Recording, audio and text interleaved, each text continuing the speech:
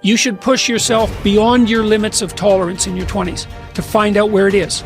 How much can you work? How disciplined can you become? Like, can you work 12 hours a day? Can you work 8 hours a day? Can you work 3 hours a day? Like, flat out. Where's your limit? And how much work can you do, and how much socialization? You should find out.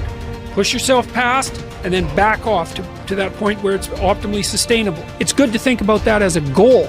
It's like you're trying to discover what your limitations are when you're in your 20s so that you can hit that edge, so that you can sustain yourself across the decades. You don't want to have too much fun, right? Too much fun takes you out. It's not fun being the 40-year-old at the singles bar, precisely.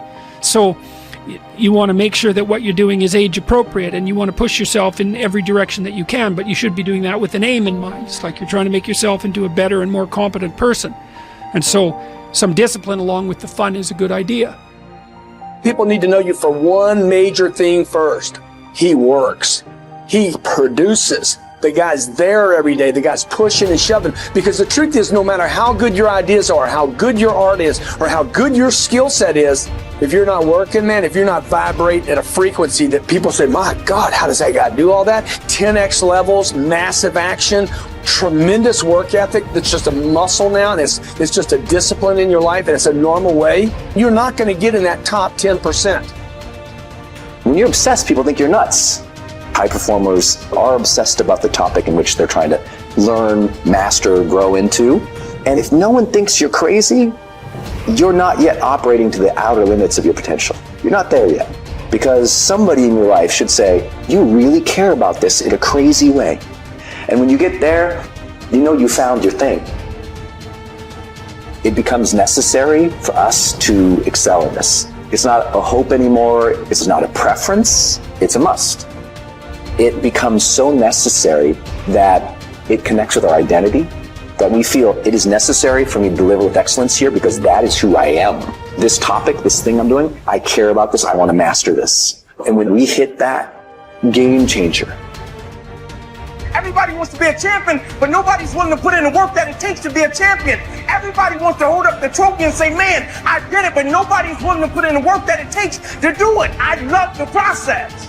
I love the thought of working for what I want. And I firmly believe you're never supposed to wish for it more than you're willing to work for it. I started going to work earlier. I started being the last one to leave there. I started working harder than anybody else. The other guys could not. Why would you work so hard, Les? I've been cheating myself and my family. Wherever you are, whatever you're doing, do it with everything that you have. Develop the habit of giving more than what you're paid for. Develop the habit of setting standards that others will be measured by. Do not go where the path may lead, but go where there's no path and leave a trail. When you say to someone, you're okay because of your position, that's not good enough, because you have to say, well, wait a second, you need a trajectory. And maybe you're okay if you're okay in your position and your trajectory.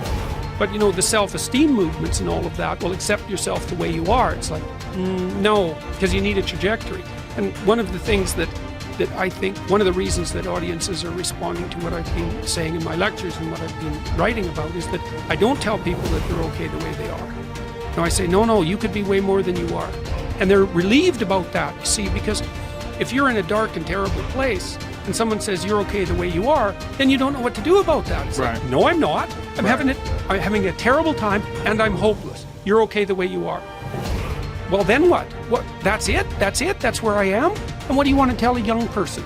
You're 17. You're okay the way you are. It's like, no, you're not. You got 60 years to be better, and you could be way better. You could be incomparably better across multiple dimensions. And in pursuing that better, that's where you'll find the meaning in your life. And that will give you the antidote to the suffering. Personal development is truly the key to the good life. You see, what you become is far more important than what you get. The most important question to ask on the job is not, what am I getting? The most important question is, what am I becoming? However, it is also true that what you become directly influences what you get. Most of what we have attracted by the person we have become. So here's the great challenge of life. You can have more than you've got because you can become more than you are. That is the great focus of attention for life change. Now, on the other side of the coin it reads, unless you change how you are, you'll always have what you've got. I've discovered that income does not usually exceed personal development. Sometimes income takes a lucky jump, but unless you keep growing out where it is, it will usually come back where you are. If someone hands you $1 million, best you become a millionaire quickly, so you can keep the money. Life has strange ways.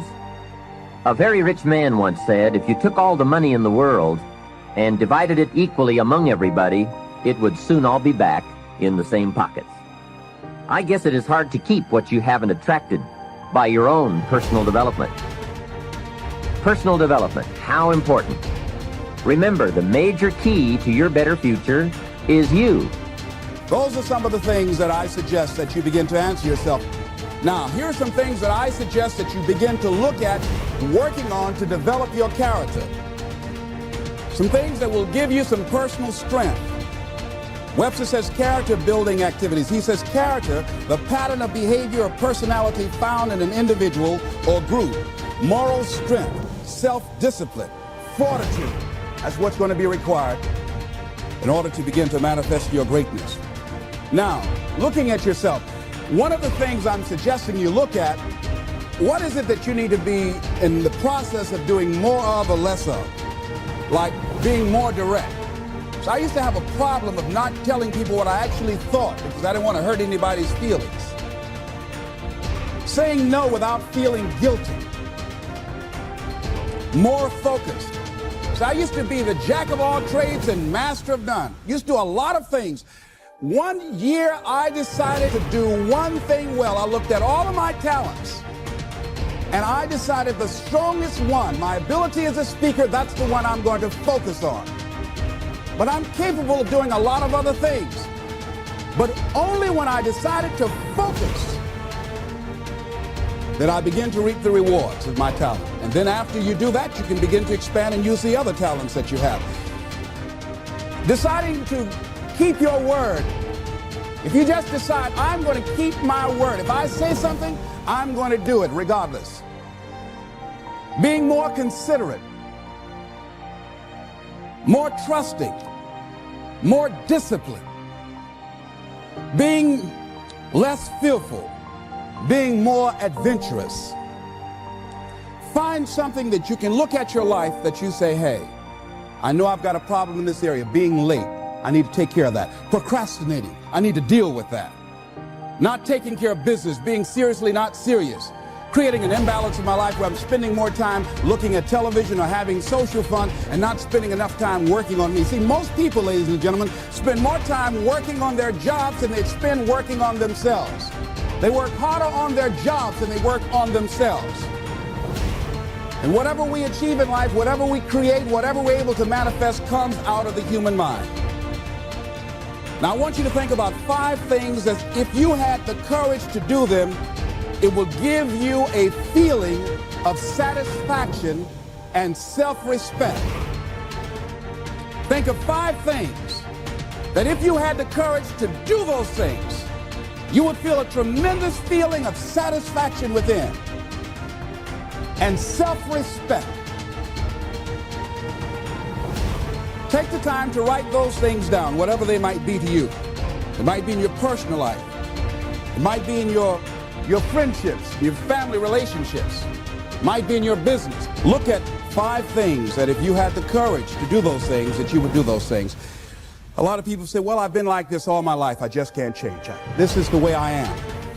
Dr. Harold Griswold, a psychologist and author of Direct Decision Therapy, said something. He says, when someone says, I can't change, some part of them wants to change, but the payoffs for his present behavior are greater than the payoffs for a changed behavior, or his fear of change is too great. Ladies and gentlemen, it takes courage to live your dreams. It takes courage to manifest your greatness. It takes courage to decide to live, to decide to bring out all of your talents and abilities, to decide to stretch out, to decide to take a chance. It takes courage to be happy, just to be you.